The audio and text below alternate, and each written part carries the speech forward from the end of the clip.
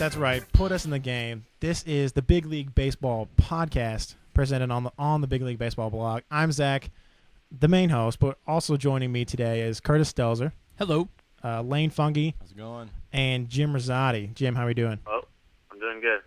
Good. All right, well, baseball season's coming up. It starts tomorrow. Today is Saturday. Let's hope, at least. Today's Saturday. And this is going to be our preview, our big preview of the season. So let's just go ahead and jump into the NL Central, guys. Curtis, you write about the Cardinals, and Jim, you write about the Pirates. How do you guys see this shaking out this year in the division? Go ahead, Jim. All right, I'll go first. The way I'm seeing it, it's the Cubs' division to lose. In my opinion, I think every team got worse other than the Cubs in the past year during the off season. And really, the only thing the Cubs added was Milton Bradley. But if you look at their rotation, you look at their hitting, I don't see the Cubs not winning this division. And the whole division as a whole isn't great. I think St. Louis will finish second, followed by Milwaukee. But I think only one team out of this division makes the playoffs. I agree with that. The Cubs to lose. I completely agree. Just the depth in their pitching staff is the key, at least to me. When they, most depth charts you see, Rich Harden's your number 4, and he was probably the second pitcher in baseball last year when he got traded to the Cubs, obviously behind CeCe. Now, the scary thing is, I know everybody says the Cardinals got worse and Mozeliak didn't do a lot, but I know Schumacher going to second is a big deal, but I think their bullpen's going to be better with a year under their belts of Perez, Mott. I know Perez went down to the minors, but Mott's been unbelievable in the offseason, so at least they'll compete for a wild card. But I think the big question are the Reds, because I think the Reds can compete if they can get any pitching at all, because their offense is unbelievable with Phillips, Votto, and Jay Bruce. Yeah. Yep. So they're kind of – go ahead, Jim. I would say the Reds are definitely the wild card. In the division. I mean, you never know. They could finish as high as second. They could finish as low as fifth. It's just they have a lot of questions. I agree with the rotation. If Harang pitches like he's capable of, not like he pitched last year, and if Volquez can pitch the way he did during the first half of last year, if Cueto, he is coming off a really impressive spring, if he can keep that up, and Arroyo is good for 10 to 15 wins every year. If their pitching staff can put together a solid season, they'll be okay. But it's just a matter of their pitching staff all putting a solid season together at one time. I don't know if they're going to be able to do that. And see, I think Milwaukee's really bad without CeCe. Without CeCe, they're in trouble. Gallardo's really their only decent pitcher. You can't rely on Looper. I mean, he's a 500 pitcher. Supan's the same. Bush is even worse than that. I think Milwaukee might finish fourth, as good as their offense is, just because I think the Reds can beat them out, just that they have at least a little bit better pitching staff. Well, they lost Ben Sheets, too. Yeah, Sheets. But they never could count on him, in my opinion. He was never healthy. So what about go ahead, Jim. I agree. Milwaukee and Cincinnati, I think, are competing for that 3 spot, though. So absolutely. So let's keep going down the division a little bit. What about the Astros? Anytime you're counting on Mike Hampton, your team's going nowhere.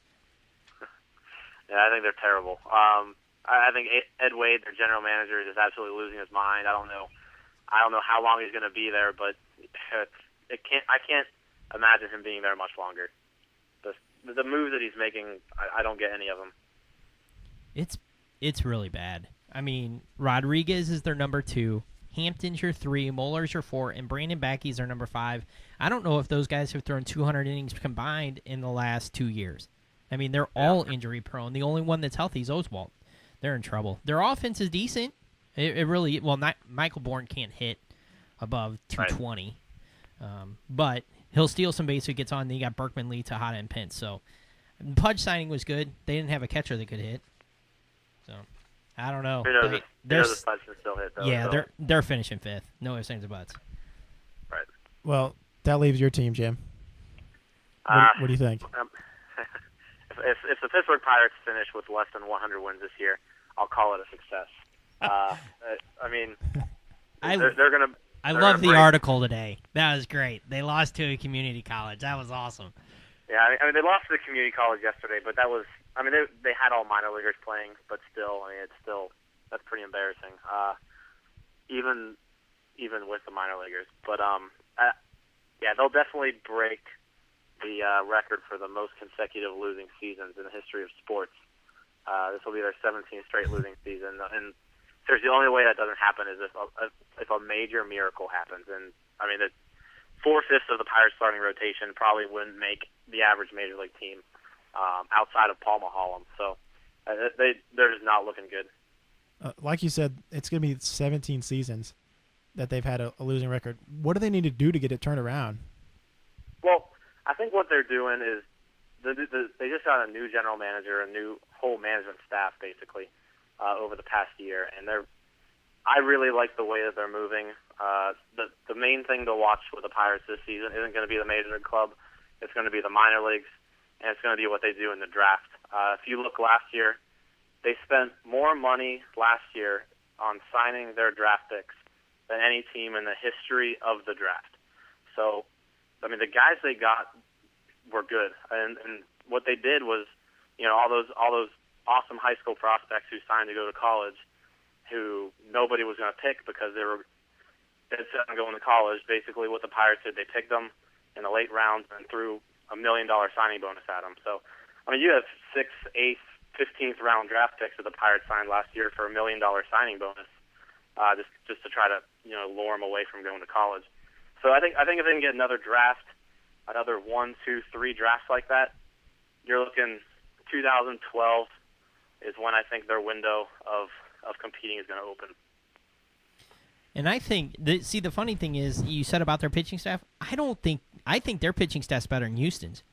I think Snell and Duke, and I know Duke struggled, but he at least seemed like he was getting it a little bit back at the end of the year. I understand Olin-Darvis and Carson struggle, but at least their 1, 2, 3 at least can compete with major league hitters. Hello? Yeah, are you there?